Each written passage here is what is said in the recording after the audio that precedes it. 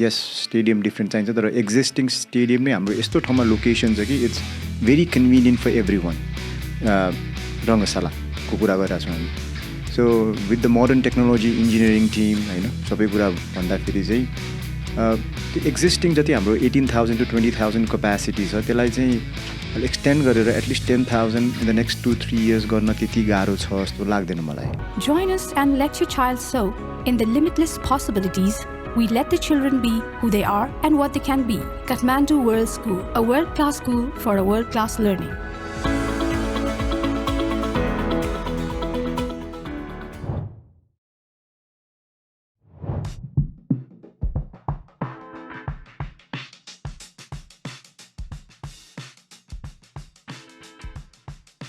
Let's get Simon. So it would be an upgrade for all the Nepalese football over here as well to get at least, it's a short period of time, but getting 1.5 months or 2 months from Simon would be good for the young talents, the players, अहिलेको national players हरूलाई पनि.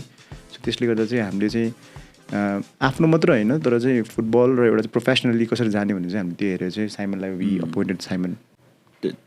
To add on that, यस्तो रहेछ कि हामीले जति पनि अब यो एक्सपिरियन्स कोचेसहरूको कुरा भनौँ लाइक अस्ति हामीले कोच इयनको कुरा भनौँ लास्ट सिजनको they leave something behind रहेछ क्या like with the technical team and everything players and everything is gonna learn everything सबैजनाले एउटा ग्रोथ हुँदो रहेछ वान क्या कस्तो भने लास्ट सिजन इयन सेटअप समथिङ लाइक टेक्निकल उसको कोचिङ स्टाफबाट एउटा प्यारामिटर्सहरू सेट गरिदियो now when he came in उसलाई त्यो उयो टेन्सनै भएन किनकि दे अलरेडी बनिसकेको थियो क्या सिम्पल कुराहरू थियो क्या एकदमै ठुल्ठुलो पनि थिएन रेडिकल चेन्जेस पनि थिएन सिम्पल थियो क्या लाइक वेइङ इन एकदम सिम्पल कुराहरू थियो त्यसले गर्दाखेरि त्यो हाम्रो अरू एसिस्टेन्ट कोच यिनीहरूलाई उहाँहरूलाई पनि एकदमै बेनिफिट भयो एउटा वान भनेको टू भनेको मैले नि जहिले पनि भन्न चाहन्छु हाम्रो प्लेयर्स कोचिङ स्टाफलाई क्या we have got the best talent from the world होइन like one of the best coaches that we can get in Nepal अनि उहाँहरूसँग चाहिँ सकेसम्म you try to soak in try to soak in as much as possible, not try to irritate him or something like that, but like grab whatever you have with both hands हुन्छ नि त्यो चाहिँ एउटा चाहिँ हुनुपर्छ त्यो mentality के हुन्छ नि हामी मान्छेहरूसँग नि किनभने आएपछि किनभने त्यत्रो उहाँको त्यत्रो एक्सपिरियन्स छ as a coach and player भनेपछि त त्यो त हामीले त एउटा उनीहरूलाई पनि अपर्च्युनिटी हो नि त they are still in the growing phase on the learning phase specially young kids and every one even national team सबैजनालाई त त्यो चाहिँ हाम्रो चाहिँ एकदमै नेसेसरी पनि छ अनि आई थिङ्क द्याट इज भइ पनि रहेको छ it's not just about us like अरूले पनि भइरहेको छ भने हामीले चाहिँ अब लास्ट सिजनको मेरो आफ्नै पर्सनल एक्सपिरियन्स अनुसार मेरो टिमहरूसँग उहरू गर्दाखेरि they are all sorted out because last टाइमकोबाट लर्निङ्सबाट it is more easier for Simon now because they have already pretty much basics are sorted out, right? Yeah. One of the first messages that I said when I arrived to my staff was, can I use the phrase, have no regrets about when I go back on the flight to the UK that you wish you'd said, you'd asked me this, you'd asked me what would you do in this situation. You're not pestering me. I'll tell you if you're pestering me, I'll just walk away from you. But I want you to get better as a human being, but also in your profession. And to be fair to J1, my assistant manager, he's been sort of so on board with everything. When I ask him to do things, he does them to do, but also the number of questions he asks and the sessions that we do, he writes them all down. I actually brought a big document with me of all like session plans and other bits and bobs. And on day one, he said, can I take that coach? And he photocopied them all. And now he's got sort of, well, my 40 years of experience for nothing. He's got a bill coming in the next few weeks of how much that is worth. But again, not just in the football department, but the medical department and everybody else, the team managing department. I want them all to have learnt something, players. Even if it's just 5%, that makes them a better player and a better person. But I don't want to settle for 5%. I want them to be 10, 15, 20% better than when I walked in and before I leave. Coach, I'll ask you a different question. Again, I'm coming back because I don't know if I'll ever get the opportunity to ask somebody of your stature this, right? What was the questions that you used to go ahead and ask when you were playing from 88 to, let's say, the early 2000s? What were your top few questions as a player? It can be at Aston or at Blackpool, anywhere. That's a good question, to be fair. I think football has changed now. Yeah. Back in the day, in that era. So what I mean by that is the modern day footballer needs to be told, needs to be educated, needs to be shown all the time. So team meetings, videos, etc. Back then, we didn't have many things like that. We learnt on the pitch for ourselves, or learnt from the people that you were working around you. We made the decisions on the pitch rather than look across to the coach.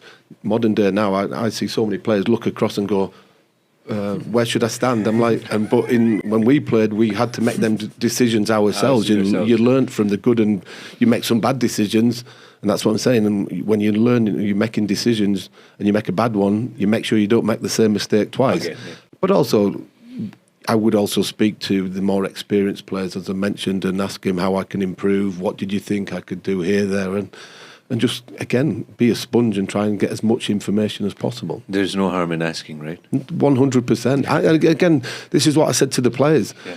If you do not understand what I'm asking you to do, please ask me. Because I know that players will just nod their head and go, yeah, I know what you think. And then deep down they're thinking, I don't actually understand what he's saying. I don't understand his Yorkshire English twang or whatever. But they will just do it because it seems to be the right thing to do. Well, that's not going to improve them as players or human beings. So ask questions all the time and embrace this opportunity. And it's the other way as well. I'm asking my physios, my assistant managers, my team managers, my owners, what can I do and to do things better as well? Because it's a learning curve for me. I'm 55 and 40 years in the game, but I'm still learning every day. Yeah. No, wow. Hey, this has been awesome. Kalyan, few things and a few things I want to touch base on personally. I know. Hamro. Okay, अघि नै हामीले of the record कुरा गर्दै थियौँ, अहिले on record यो थोरै हाल्छु म हैन. दशरथ स्टेडियम बनाएकै लगभग 70 वर्ष हुन आयो हैन. How could we actually see? Personally, I've been there many times, multiple times. I don't play any sport, but मेरो stadium हो नि त हैन. त्यो त आफ्नो हो नि त नि हैन. कोही अरु आउँदाखेरि होस् या जोसुकै आउँदाखेरि होस्, म त बेस्ट दिन चाहन्छु नि त हैन. How could you actually basic things? How could you improve it? Private partnership को हिसाबले के गर्न सकिन्छ down the road? Just your opinion on this, हैन. गर्न सकिएला नसकिएला आफ्नो ठाउँमा छ हैन. How could we make it better? Okay? And you newsमा त it's been in the news quite often, asking by the sports journalist and everyone, like we need a different stadium.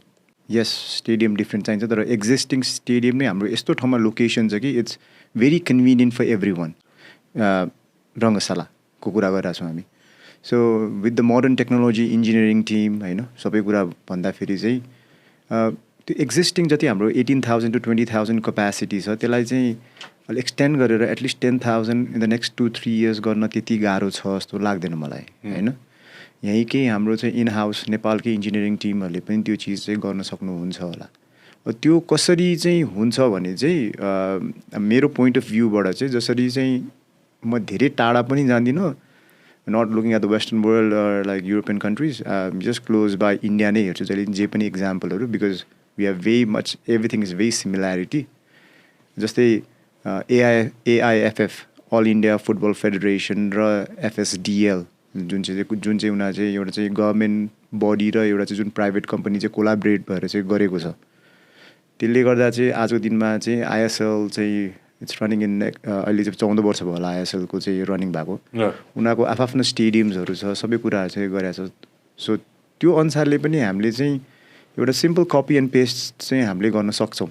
It has already been tried and proven. Tried and tested, basically. Tried and tested. So even in Rangasala also, my coach was there yesterday also. So he looked up on the ground and everything. It was good. It was ramrai थियो.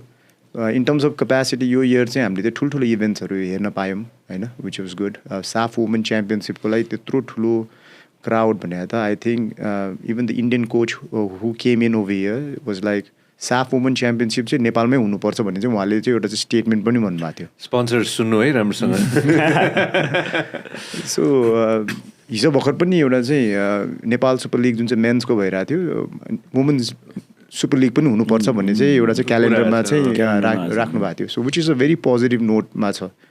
तर हाम्रो स्टेडियममा चाहिँ जुन चाहिँ very convenient छ रङ्गशालाको लागि त्यहाँ खालि फुटबल मात्रै होइन we can do multiple event जस्तै बाहिर युएसमा चाहिँ स्टेपल सेन्टरमा चाहिँ दे आर मल्टिपल कन्सर्ट हुन्छ एउटै स्टेडियममा they have ice hockey they have NBA games they have all the sort of multiple events त्यो कन्सर्ट त्यो चाहिँ it is possible in Rangashala because हामीले जुन चाहिँ कन्सर्टहरू पनि हेरेको छौँ बिगर आर्टिस्टहरू नेपालमा आइरहेको छ they want to come to Nepal but मैले पनि त्यहाँ बौद्ध भाट पनि नजिकबाट देख्छु कि त्यहाँ कन्सर्टहरू भइरहेको हुन्छ अरिजित सिंहको ठुलो कन्सर्ट भयो होइन so what I've seen is कस्तो भन्दा चाहिँ त्यो मान्छेहरूको चाहिँ जुन चाहिँ अहिले न्यू जेनेरेसनको चाहिँ जुन चाहिँ त्यो हाइप छ त्यसलाई चाहिँ हामीले कसरी कभर अप गर्ने र अहिलेको जुन त्यो सिनारीलाई कभर अप गयो भने चाहिँ I think it's gonna be a very happy nation जस्तो लाग्छ मलाई चाहिँ तपाईँले हाम्रो क्लिप एकदमै एन्जोय गर्नुभयो होला अब पुरै भिडियो हेर्नको लागि चाहिँ युट्युबमा सब्सक्राइब गर्न नबिर्सिनु होला व्यास मिडिया नेटवर्क